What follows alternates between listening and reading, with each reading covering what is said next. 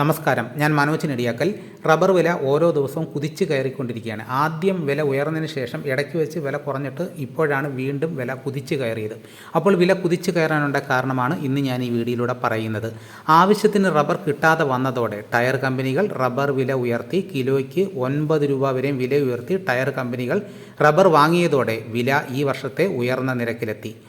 RSS 4 കിലോയ്ക്ക് 271 വിറ്റ് നിർത്തിയത് വാരാവസാനം 280 രൂപയിലാണ് ടയർ കമ്പനികൾ വാങ്ങിയത്.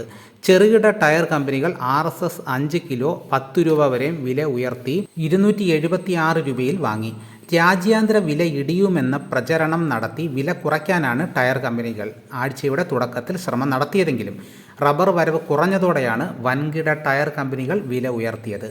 രാജ്യാന്തര അവധി വില ടോക്കിയോ റബ്ബർ കിലോ 12 രൂപ വരെ വില ഉയർത്തിയും തയ്യാർ നിരക്കിൽ ബാങ്കോക്ക് കിലോ 9 രൂപ ഉയർത്തിയും ആഭ്യന്തര ടയർ കമ്പനികൾക്ക് തിരിച്ചടിയായതാണ് ഇവിടെ കിലോയ്ക്ക് 9 രൂപ വരെയും വില ഉയർത്തിയതെന്ന് വ്യാപാരികൾ പറഞ്ഞു.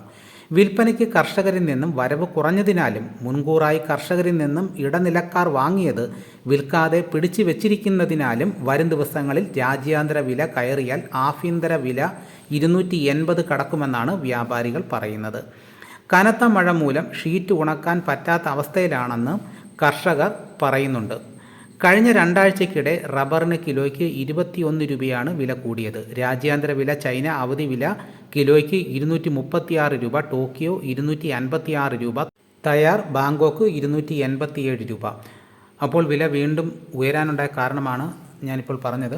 ഇതോടുകൂടി വീഡിയോയുടെ പൂർണ്ണമാകുന്നു. എല്ലാവരും ലൈക്ക് ചെയ്ത് സപ്പോർട്ട് ചെയ്യണം. ആദ്യമായിട്ടാണ് ഈ ചാനൽ കാണുന്നതെങ്കിൽ സബ്സ്ക്രൈബ് ചെയ്യാൻ മറക്കരുത്. നിങ്ങളുടെ അഭിപ്രായങ്ങൾ കമൻറ്റായിട്ട് രേഖപ്പെടുത്തണം. ഈ വീഡിയോ എല്ലാവർക്കും ഒന്ന് ഷെയർ ചെയ്ത് കൊടുക്കണം. മറ്റൊരു വീഡിയോ മറ്റോടെ എത്താം. എല്ലാവർക്കും നന്ദി.